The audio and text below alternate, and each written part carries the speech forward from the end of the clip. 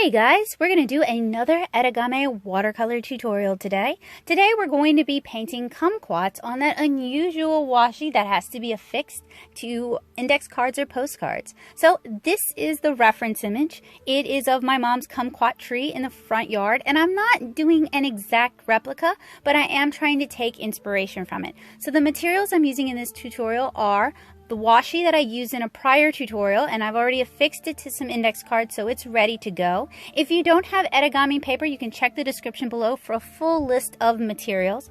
I'm also using the Mozart Como Rebi set. If you guys have Gansai style watercolors or Chinese style watercolors at home, like the Kuretake Gansai Tambi set, that would work really well for this tutorial. You're also going to need a pencil for your sketching, as well as some washi tape, some sumi brushes, and you're also going to want some chipboard. And the chipboard I'm using is the back of a Canson XL watercolor pad. I highly recommend you have a few different sizes and a few different types of hair of sumi brushes available. And if you don't have Etegami paper, something else that works well for this type of watercolor would be cellulose-based watercolor paper. So you see that Canson XL pad there? If you just cut it down to about postcard size, that would also work quite well for this tutorial. So the first thing I want to do is I want to affix our postcard to my structural support. So I'm going to use some of the washi tape. You guys see me applying it to my arm. That's just to remove some of the excess adhesion, excess tack from the tape, so it doesn't tear the paper when we remove it later in the tutorial. And I'm just going to remove these now, fold them in on themselves so that they are kind of double-sided, and apply them to the back of our postcard.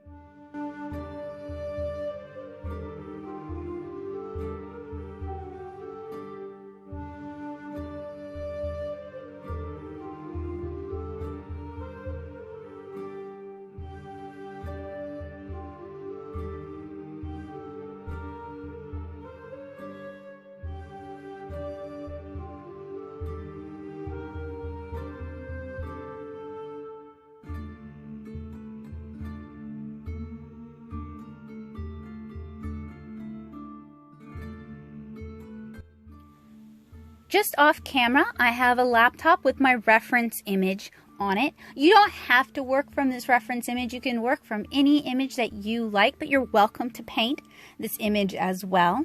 Just pause the video or maybe open it in another tab. So I start with the kumquats that are closest to us, the kumquats in the foreground. I want a little bit of foreground, a little bit of background going on, and I don't want this one to be as full as some of my other Etegami illustrations.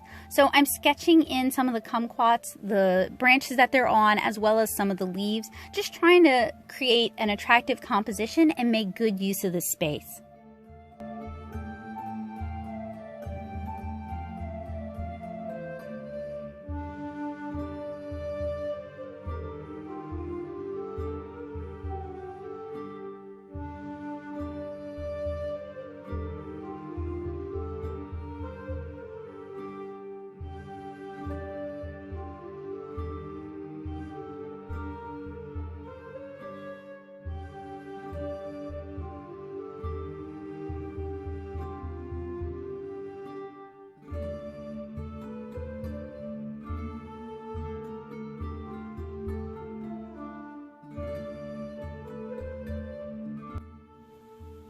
Once I have my sketch, I've got my Mozart Como Rebi palette here, and I'm just using this palette over on the side to help me mix the color on the brush itself. With Etegami, you really don't want to do really wet washes. You want to work with a thicker application of the paint.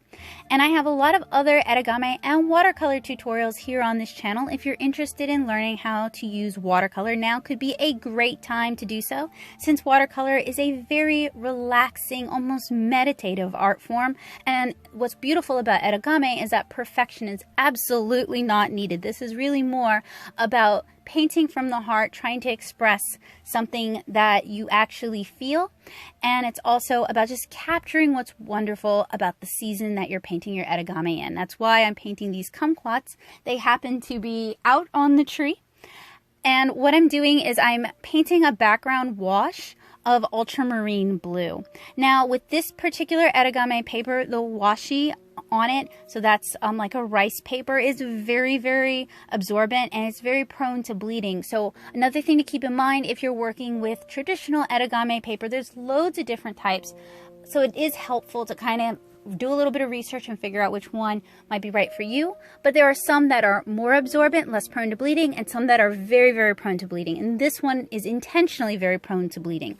So this isn't a flaw in the paper, but rather how the paper itself is designed. So I'm painting a very cool yellow onto the leaves, as well as onto some of the stems. And you can already see that yellow sort of bleed out, but that's something we want.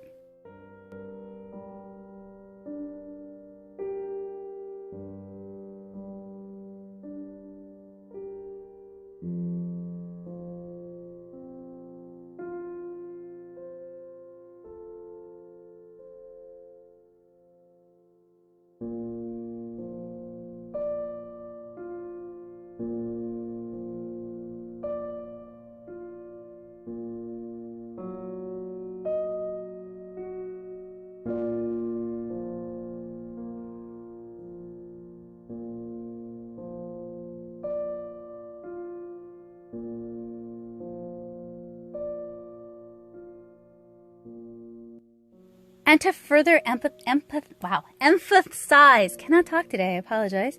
To further emphasize that bleeding, I'm going wet into wet with kind of a sap green, and I'm allowing the paper to blend. Now with Etegami paper and some rice papers and some washi papers, if you overwork it, they are going to tend to pill.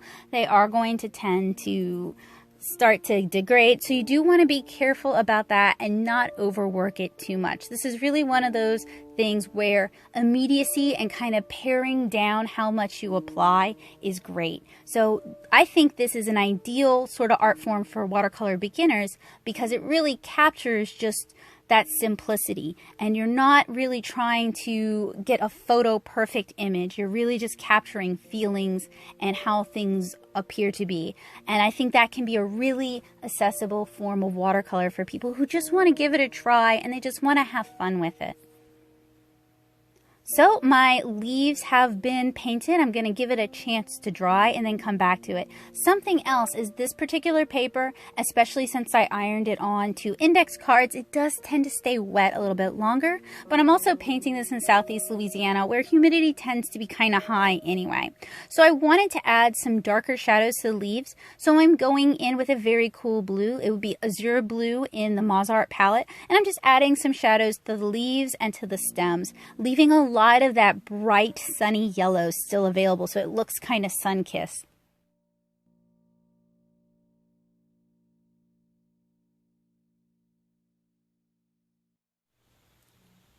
Next, I want to go in with a much warmer yellow and get started on the kumquats.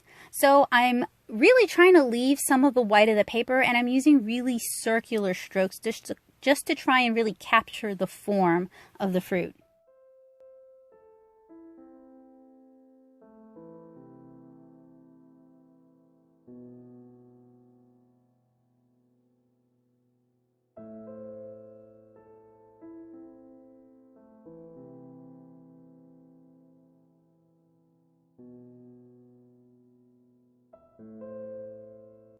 Once that's applied, I really want to utilize our wet into wet blending. So I've mixed a little bit of Gamboge Yellow with our warm sunny yellow to start getting this kind of orange color. And we're just going to start applying it to the shadows of the kumquat.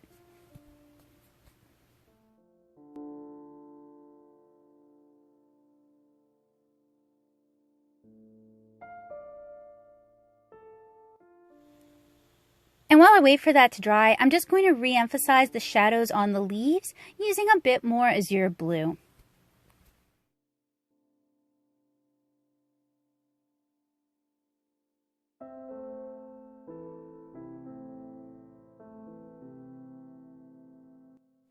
So at this point, I want some more striking shadow application, so I gave it a chance to dry, and now I'm going in with Gamboge Yellow, which is very much more an orange than it is a yellow. And you guys can see how I'm handling the brush to paint the shadows. I'm really trying to follow the form and capture the form of the kumquats with how I handle the shadows and with how I handle my mark making.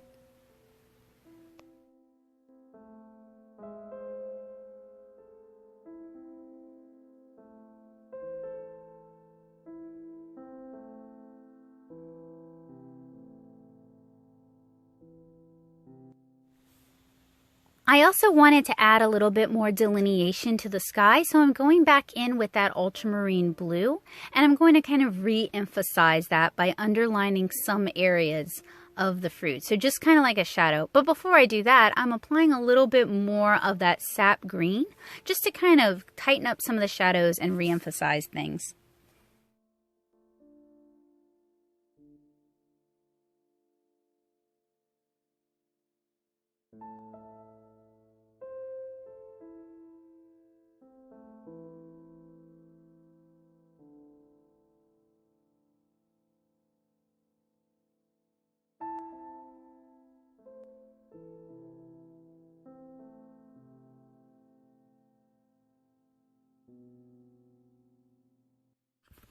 So at this point, I highly recommend you let your paper dry fully, like beyond just like when you put the back of your hand to it, it's still cool to the touch. It needs to be fully dry.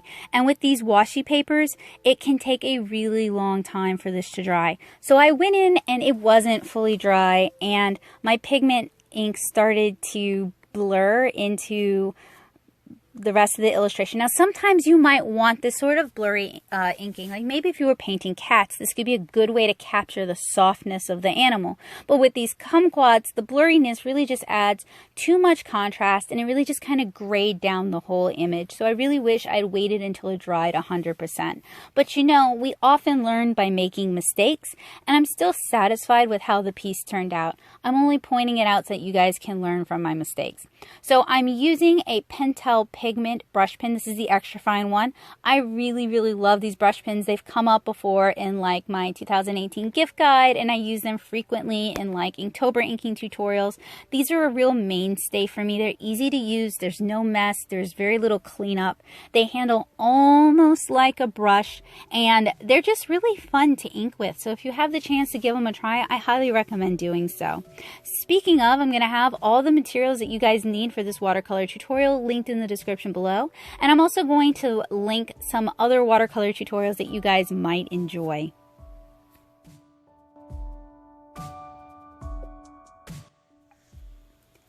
So that is the piece inked. I want to give it plenty of time to dry, and then I'm going to go in and add some white gouache and hopefully add back some of those lighter values. So once it had a chance to dry, I'm just using regular Winsor Newton white gouache. You can use any white gouache you happen to like. And I'm going to use one of the much smaller Menso style sumi brushes just to add some white details and some white highlights. So when you mix your gouache, you want to get it at about the consistency of cream. If your paper is still wet, your white will kind of diffuse into the paper, which can be quite a useful technique in and of itself. If you let it dry fully, you're going to get a much stronger, more striking contrast and a stronger line.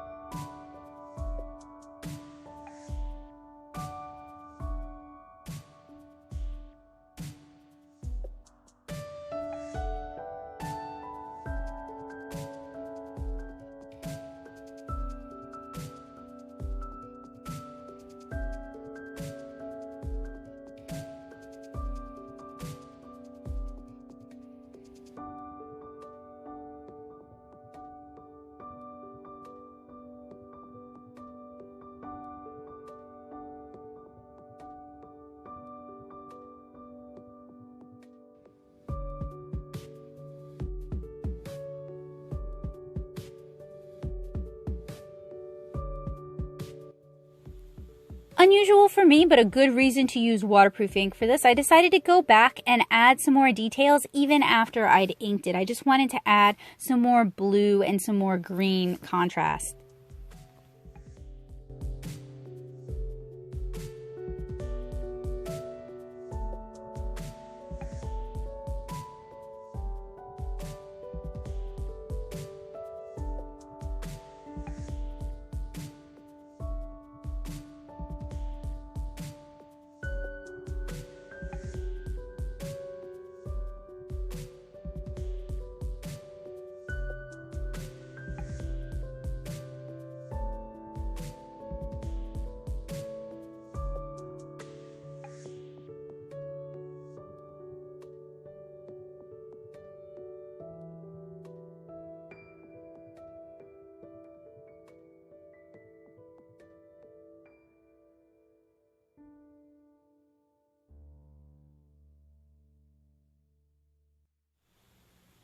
I also went in with a thick mix of ultramarine and added some more ultramarine contrast as well, just trying to adjust the values a bit.